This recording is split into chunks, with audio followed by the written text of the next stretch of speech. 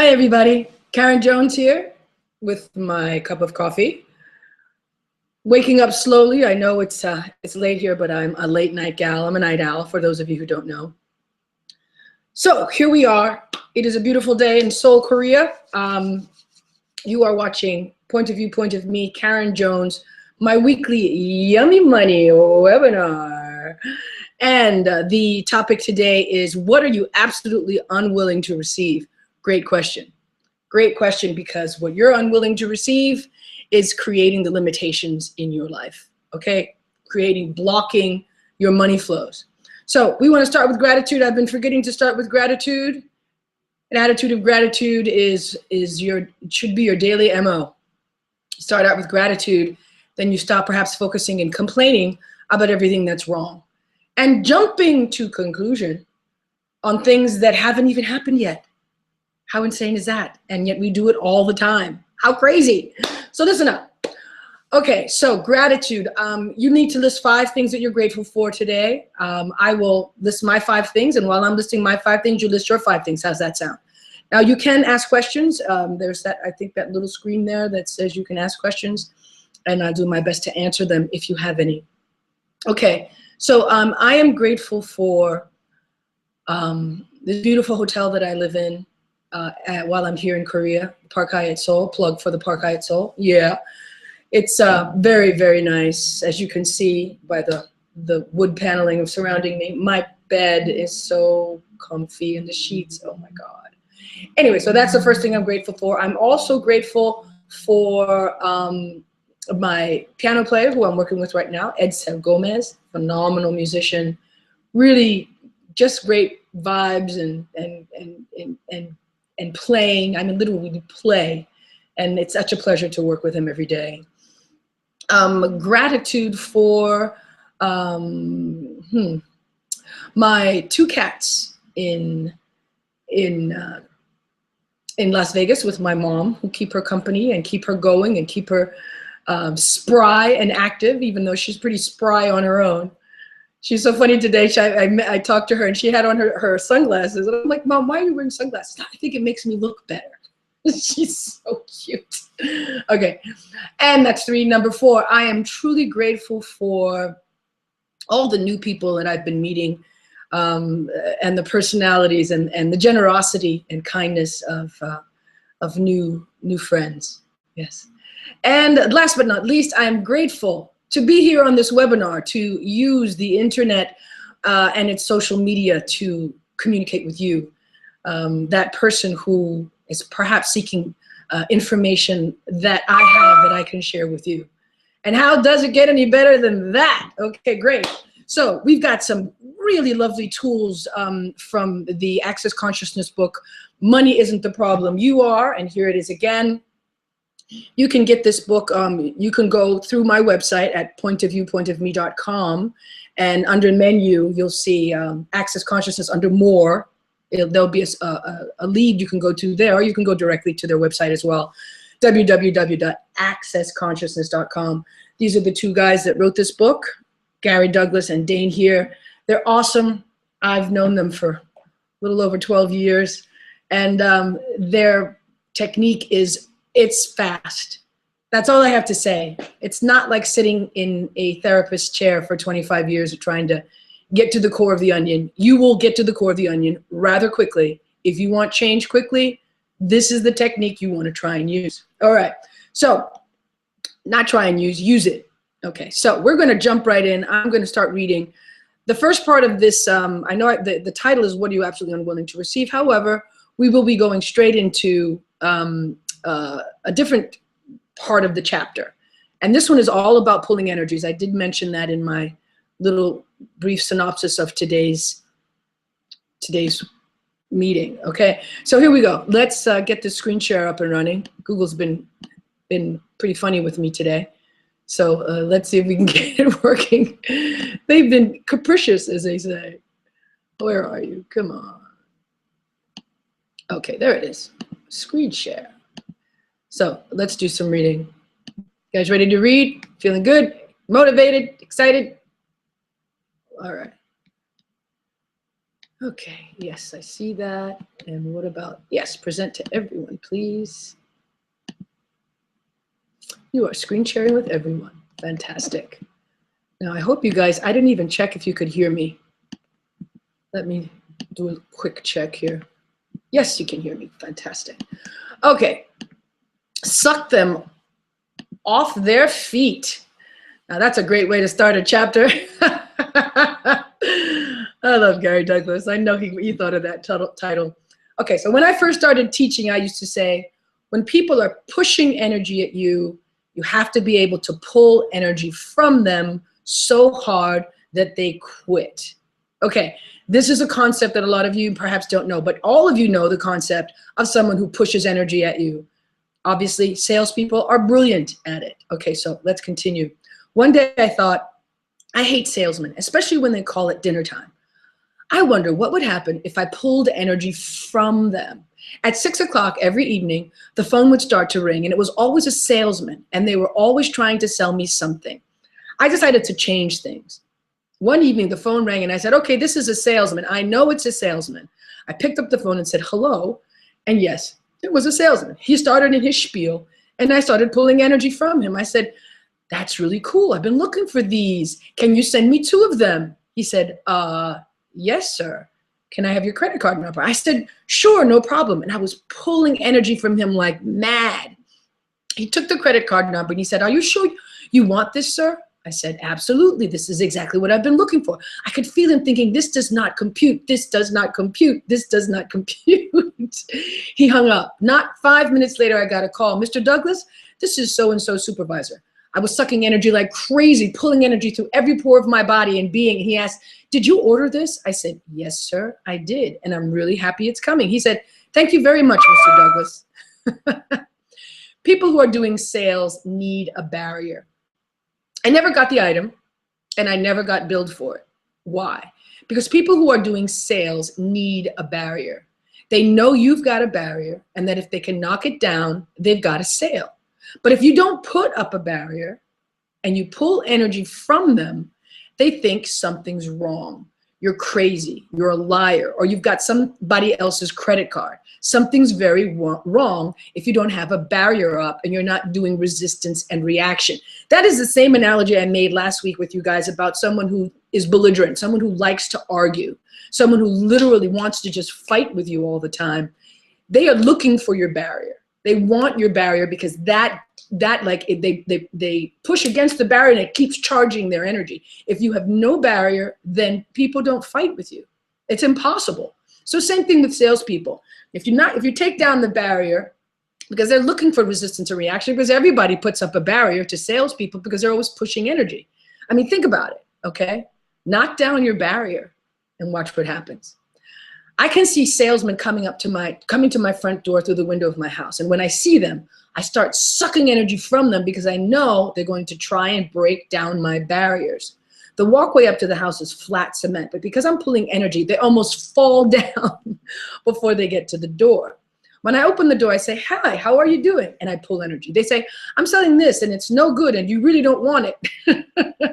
I keep pulling energy and they say, never mind, bye. They have no idea why they said those things to me. A car salesman will say, I have this really great truck and it's really drivable. When you pull energy, he'll say, and the transmission is about to go out on it and it's really not worth this kind of money. I can't believe I said that. They do it all the time. You've just got to suck energy like crazy when they're pushing energy at you. If you pull massively from somebody who's pushing energy at you, they'll tell you all the reasons why you shouldn't buy their product. It also works with religious people who come to your door. If you allow them to come in and you just pull energy from them like crazy, they'll go away. Religious people would come to my house and I'd know who they were and I'd open the door and I'd pull energy like crazy and I'd say, hi, how are you? And they go, hi, we're here on behalf of God or whatever. I'd say, cool, I'd be glad to listen to everything you've got to say. Would you mind if I channel for you? Now, if those of you don't know what channeling is like when you allow a spirit or an entity to speak through you. And that's what Gary would ask them, which of course they're like speed of light. They were out of there and my house was put on the list of houses to avoid. They never came back again. How do you pull energy? Okay, this is the question. Okay, so how do you pull energy? You just ask the energy to pull. Someone recently told me how it worked with a policeman. She got pulled over for speeding and she sucked energy. Instead of giving her a ticket, the policeman said, don't do it again. You can use this in all kinds of places. As long as you suck energy from somebody, they can't do their aggressive behavior. Aggression stops when you pull energy. Now, your first reaction would be not to pull, right? Because you're like, oh my God, I don't want to receive this. But you're pulling energy and you're pulling it through you. You're not pulling it into you. You're pulling it through you. Just like keep pulling massive energy from that, behind that person, through that person, and through you, basically. So one of the things you can do is to practice. To practice this is go into a coffee shop, someplace where there are lots of people. Just stand to the side of the door and pull energy from every person in the place until they all turn around and look at you. Just ask the energy to pull. Okay, I'm going to pull energy from everybody in this place until they all turn around and look at me. People will turn and look at you and you'll go, cool, that's all it takes. There's no work. It doesn't take effort. It's easy. Yeah, I know it sounds crazy, but it is easy. It doesn't take a lot of effort. I know people are like, oh, it sounds too easy. It sounds too good to be true. Well, it is pretty easy. You need to practice though, because if you've never done it, you've got to give it a try. You know what I'm saying? So practice pulling energy and you'll discover that, that it's actually quite fun. All right. So how do you get money that is owed to you? This is a good one. Sometimes people ask me, how do I get money that is owed to me? If somebody owes you money, the thing to do is to pull energy from them through every pore of your body and being until you feel your heart open up. When that occurs, you've connected with them. Okay, you guys get that? Somebody owes you money, you pull energy from them through every pore of your body and being until you feel your heart open up. When that occurs, you've connected. You are connected then. Then you let a little trickle go back to them. Keep doing this every day, 24 hours a day. They won't be able to get you off their mind until they pay you back.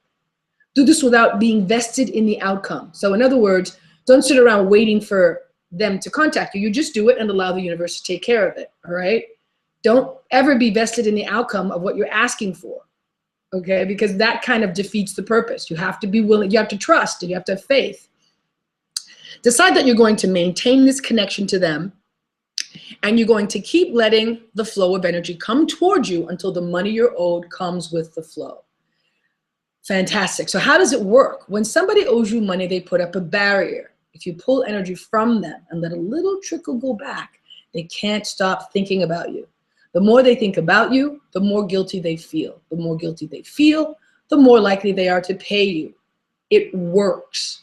Are you trying to collect money from somebody who has died? Do the same thing. He'll come to you in another body and give you some kind of money. You'll wonder, why is this guy giving me this money? He went out and got a new body and he's come back. You're an unlimited being, right? Do you think it's only one lifetime that counts? Now that's pretty cool. So have you ever had the experience of somebody coming in and spending a lot of money on you or buying something from you or giving you a job or a big sum of money? You had no idea why they're doing it. They had no real connection to you and they came and gave you a big sum of money you didn't really earn. They dropped off the money and went out of your life. If that's happened to you, it's because that person owed you from another lifetime. Well, it's nice to know that you get back your money from other lifetimes, right? So here we are at the crux of the title of today's webinar. So what are you absolutely unwilling to receive is the title. And here we are at gifting and receiving. This is really important. Excuse me, I'm going to take a sip of my coffee, let you guys digest all that energy pulling stuff. Nothing like a good cup of joe. All right, gifting and receiving. Learning to receive is the greatest thing you can do. We don't live in a world where people receive very well. You guys perhaps have noticed that, right? Okay, so learning to receive. We've worked with lots of people regarding their money issues. We've worked with people who had $10 in their pocket and people who had $10 million. The interesting thing is they all have the same issue, and it has nothing to do with money at all. It has to do with what they're willing to receive. Okay, you guys get that? Willing, what are you willing to receive? Learning to receive is the greatest thing you can do. The limitation of money the limitation of sex, the limitation of relationship, the limitation of anything at all in your life is based on what you are unwilling to receive. What you are unwilling to receive creates the limitation of what you can have. Let me say that again. What you are unwilling to receive creates the limitation of what you can have. You have to be willing to receive it all to have it all. And what does that look like and what does that mean? Well, let's find out. Let's read some more, people. Judgment limits your capacity to receive. Wherever you go into judgment about anything, whether it is a positive judgment or a negative judgment or any degree of judgment, you cut off your capacity to receive beyond that judgment. Let me say that again. Whenever, wherever you go into judgment about anything, whether it is a positive judgment, because that's going to stick you the most, or negative judgment, or any degree of judgment, you cut off your capacity to receive beyond that judgment. Every judgment you make stops you from receiving anything that doesn't match it. Really important. This is like key. So even a positive judgment, like this person is perfect, keeps you from seeing when they're not being perfect. If you decide you've married the perfect woman, are you able to see when she's not perfect? Can you see when she's cheating on you? No. You're not able to receive the full reality of that person. Okay, this is for anything, any judgment that you have. Oh, this is the best hotel, and you wouldn't notice the imperfections. Same kind of vibe. What are we unable to receive? Whatever we're unable to receive is based on our judgments. Do you need to live in judgment? No. In fact, you need to live without judgment. If you live from a place of no judgment, you can receive the entirety of the world. You can have everything you've always wanted. When you have no judgment, there isn't anything you can't receive. I work with a man, this is a really great example, who had a men's clothing store in a gay section of town. He was having trouble with his business, and he asked me to help him sort out what the problem was. We examined everything, and it all looked pretty good, and I was thinking, what's keeping him from being successful? I said, so tell me about your customers. He said, oh, they're pretty nice, except for those guys.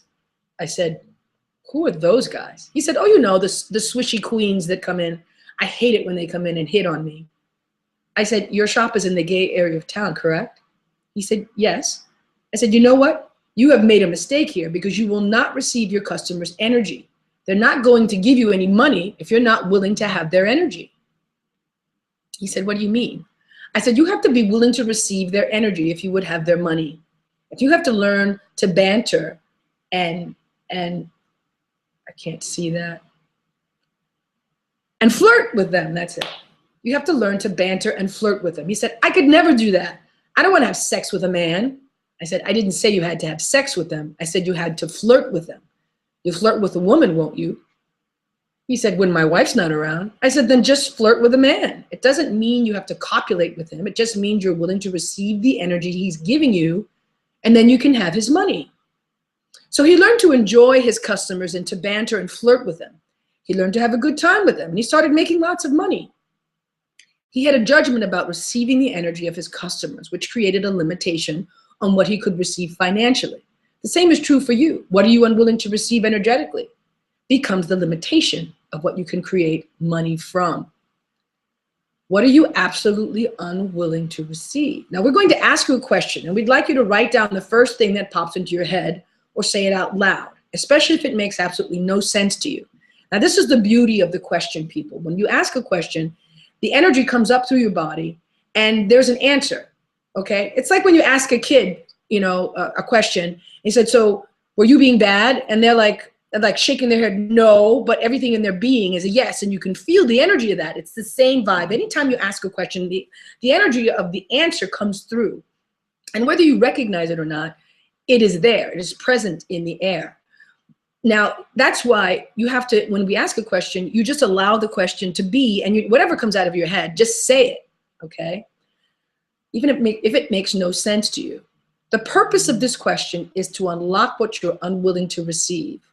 Whatever we're unwilling to receive creates a limitation of what we can create in our lives. It limits what we can have. So here's the question. What are you absolutely unwilling to receive that if you were willing would manifest as total abundance. So I'm going to do the magic phrase here, the access magic phrase, which is the magic wand. You can go to theclearingstatement.com to find out more about it. Everything that is, would you be willing to destroy and uncreate it all?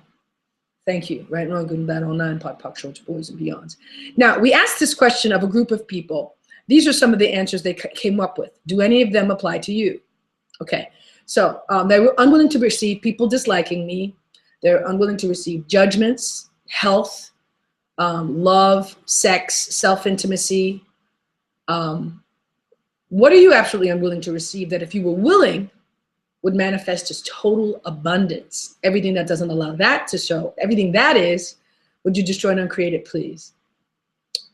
Times a godzillion, right and wrong, good and bad, all nine, pot, pock, short, boys, and beyonds. What's on your list? Are your answers anything like these?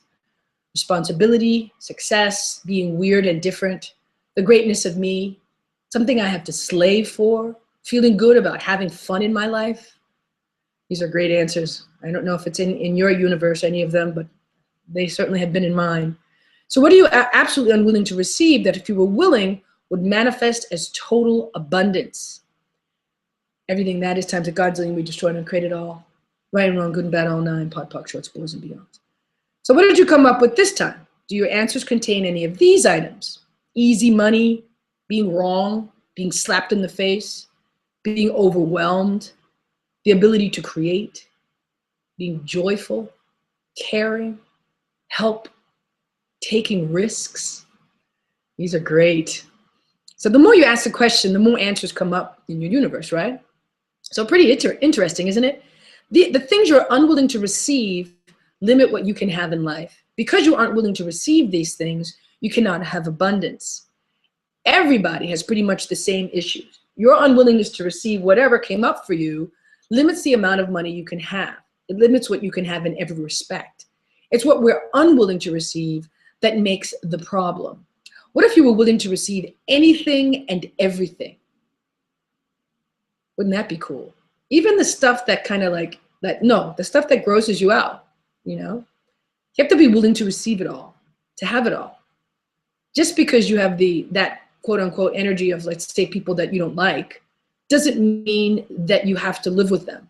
You know, it's just like the gay guys. Like, you don't have to have sex with them, with his gay clients. He just has to allow their energy.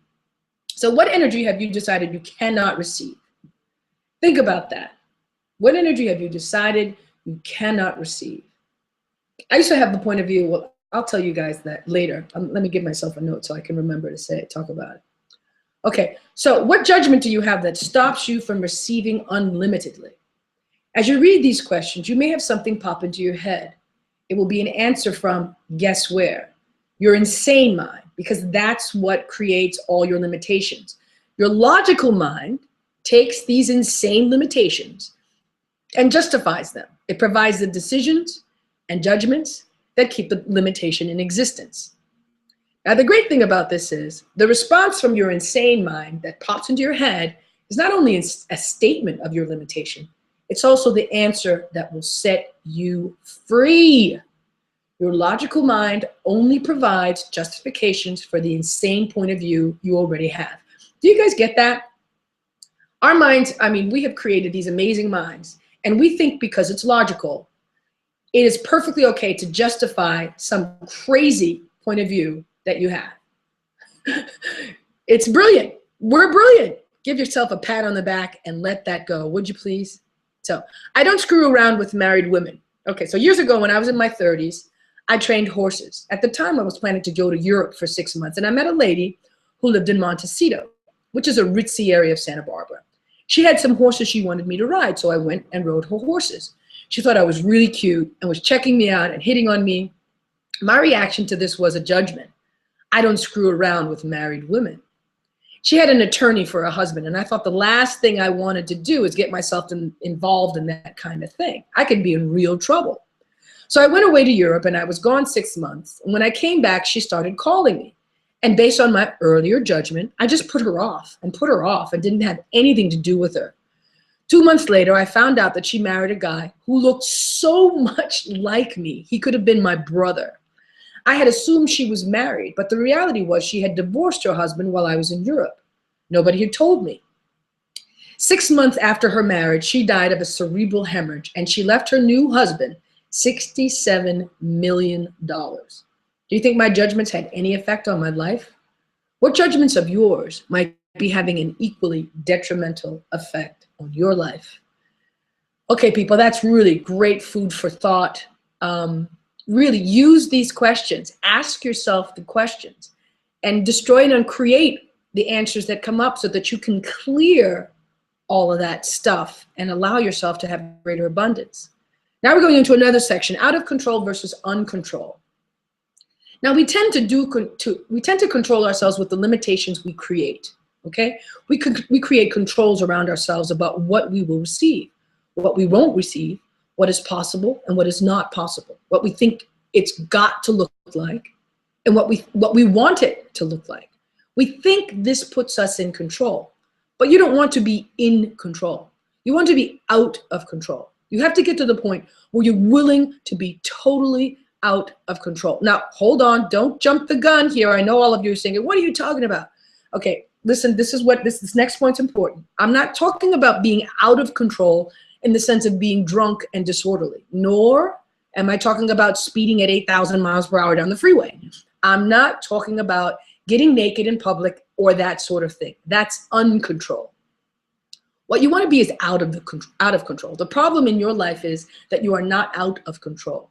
We tend to spend a lot of our time sitting in judgment, trying to figure out how to control ourselves so we can get along in the world.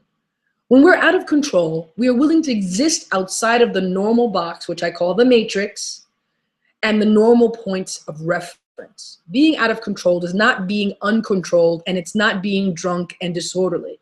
It's about not letting the control of other people's points of view, other people's realities, their judgments, and their decisions be the controlling factor in our lives. Being out of control is taking away those things where you've given away parts of your life to others and have made them more powerful than you. To be out of control is to no longer be the effect, but to be the source. You want to be out of control because you've defined your life. You have the box of your life defined and confined. You have created the coffin you call your life. You think you're alive, but you're living within a coffin. If you would break down those confines, you could start to create from a sense of out of control. Once you're willing to be out of control, you're willing to be out of the coffin you've created your life as. You don't look to past experience as the source of what you're going to create in the future. You start to live in the moment instead of trying to come up with answers based on your limited points of view. You empower the universe to give you the answer. Okay. So, and I'm back. Wow, I didn't know I could do that. That was cool. So, really, really amazing, amazing tools today. I hope that you guys will listen to this again because it's a lot to absorb. There are a lot of things that we don't necessarily think about, and that's what I love about Access. It really does take you outside of the box.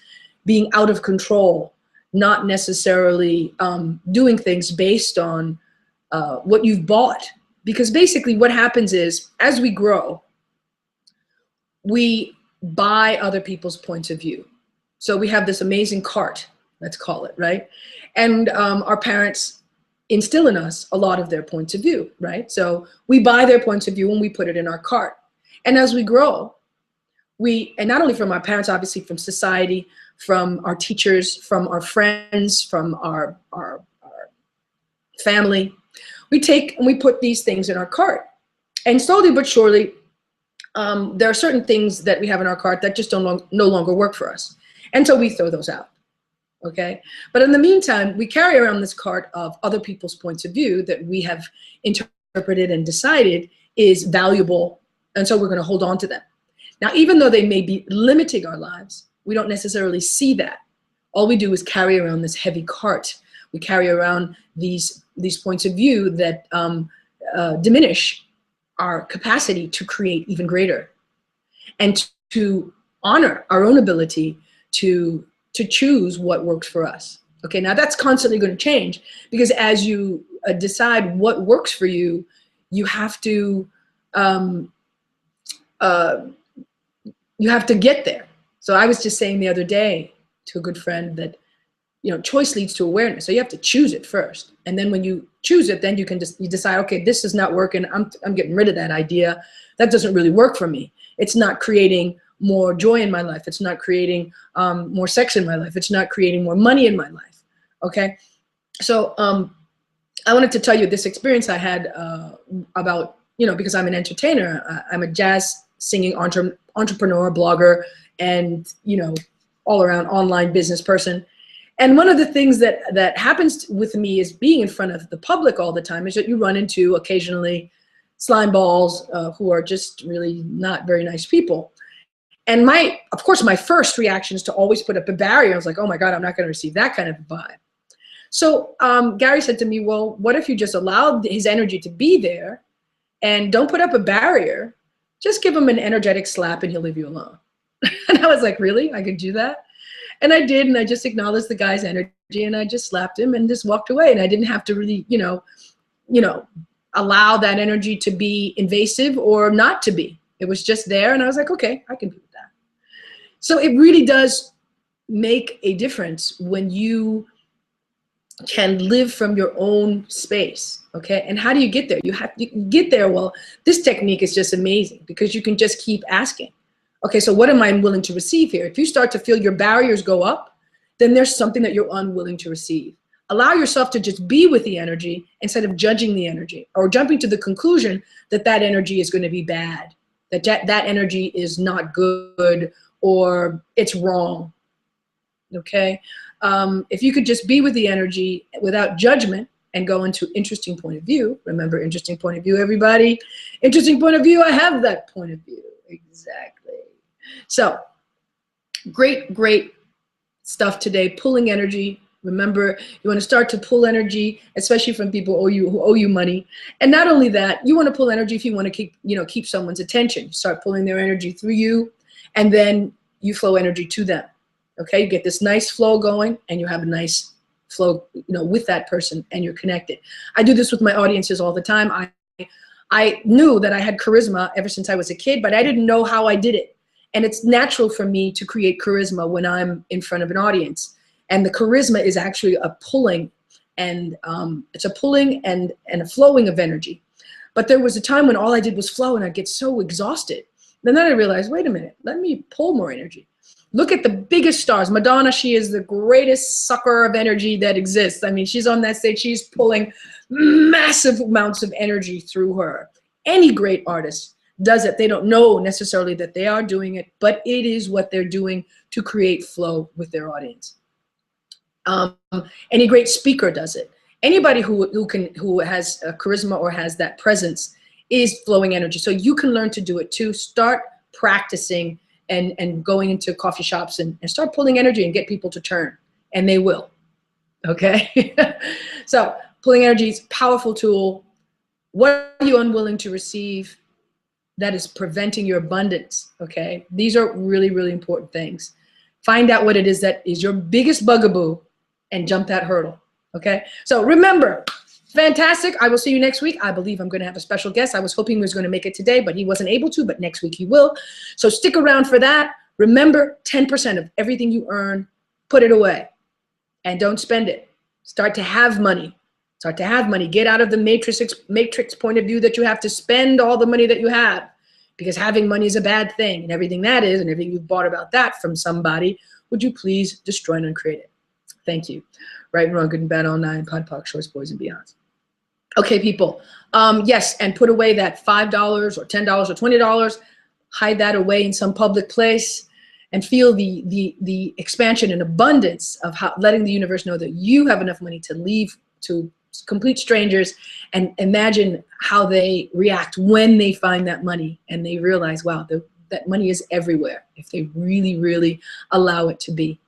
Fantastic. Okay, so now we're going to do the money dance. You ready? You get that money? Here it comes. Yeah. Do the money dance. I got some money. I got some money today. Woo! So, remember, money come, money come, money come, money come, money come, money come, money come, money come, money come, money come. See you guys next week. Point of view, point of me. My name is Karen Jones. Have an amazing day or night, whatever it is for you. See you next time.